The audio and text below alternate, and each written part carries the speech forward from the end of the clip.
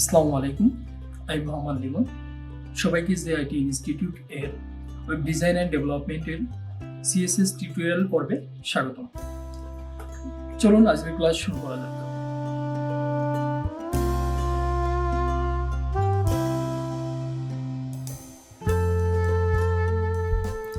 এখন আমরা হেডার ধরে কাজ করি। আচ্ছা, হেডার অংশ বলতে আমরা কোনটা বোঝাচ্ছি?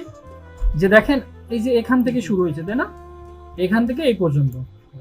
তো এই হেডারের ভিতরে আমার আরো ক্লাস আছে, যেমন টাইটেল নামে ক্লাস। এগুলো আগে পরিষ্কার দেখি, তারপর অন্যগুলো করব। হেডারের ভিতর কোনটা আছে বলেন তো? টাইটেল না? আমরা যদি হেডারের ভিতর ধরতে যাই, কোনটা ধরবো? ডেফিনেটলি টাইটেল ধরবো, যেহেতু আপনি একটা ক্লাস ডিফাইন করছেন। তো এরপর আছে, আমি টাইটেলটা নিয়ে নিলাম, মানে হেডার, তারপরে কি ডট টাইটেল। তো এখানে আপনাদের একটা বিষয় আমি জানানোর জন্য এইরকম লিখলাম, সেটা হচ্ছে যে আপনি এখানে হেডারের ভিতর কি আছে?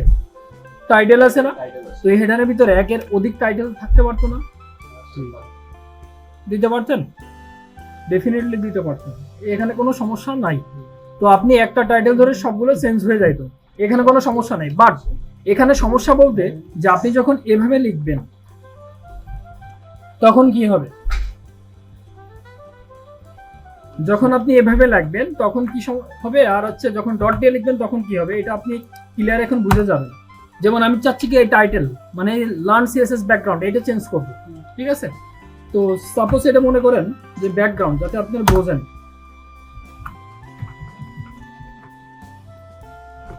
আচ্ছা, এখানে কি করছি আমি? যে মেন যে প্যারেন্ট ছিল, প্যারেন্টটা কি ছিল? হেডার ছিল। তো তার আন্ডারে আমাদের টাইটেল ছিল। তো আপনি এভাবে নরমালি লেখেন, তো আপনি এভাবে কিন্তু ইচ্ছা করলে লিখতে পারেন। এতে করলে কি হবে?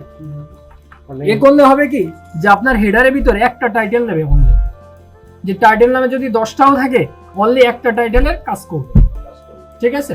আর আপনি যখন কি করতেছেন, যখন ডট নিয়ে কাজ করতেছেন, ওর ভিতর যদি 1000টা টাইটেলও পাই, তাহলে 1000টা নিয়ে কাজ করবে। এটা হচ্ছে মেন পার্থক্য, ঠিক আছে? যেমন আপনি এটা নিলে করবে কি, যে শুধু এটা নিয়েই কাজ করবে, ঠিক আছে? এর যদি একের অধিক বা সাইড যদি একের অধিক থাকে, তাহলে ওইগুলো নিয়ে কাজ করবে না। কিন্তু মেন প্র্যাকটিস হচ্ছে যে আপনি এরকম দিলে কাজ করবে না? বলেন তো কিসের জন্য করি নাই? এক্স্যাক্টলি, এই স্পেস মানে হচ্ছে কি, যে একই নামে হেডারের আন্ডারে যদি একই নামে টাইটেল 10-12টা থাকে বা 100টা থাকে, তারপরেও কাজ করবে, ঠিক আছে? মানে এর পার্থক্যটা বুঝলেন? আর যদি আপনি এইটা দেন, তাহলে কি হবে? মাত্র একটা টাইটেল নিয়ে কাজ করবে। বোঝা গেছে? হ্যাঁ, প্রথম যেটা পাবে সেটা নিয়ে কাজ করবে।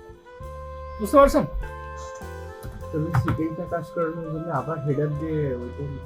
সেকেন্ডটা এই জন্য বেস্ট প্র্যাকটিস হচ্ছে আপনার এইটা, ঠিক আছে?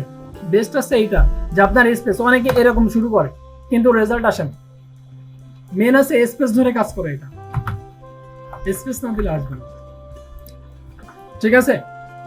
ওকে, তো আমাদের মুখ্য উদ্দেশ্য এটা ছিল না, আমি কেটে দিই এটা। তো আমরা হেডার নিয়ে কাজ করবো মেইনলি।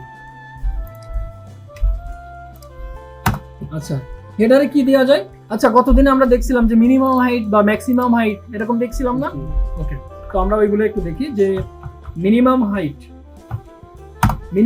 মানে কি? যে সর্বনিম্ন হাইটে যতটুকু কাজ করবে, তাই না? তো আমি মিনিমাম হাইট দিলাম 300 পিক্সেল দিলাম, নিয়ে না সেকেন্ড, তাই না? ওকে, আশা করি ভিডিওটা বুঝতে পেরেছেন। যদি ভিডিওটা ভালো লেগে থাকে, তাহলে like, comment, share and subscribe করে পাশে থাকবেন। ধন্যবাদ।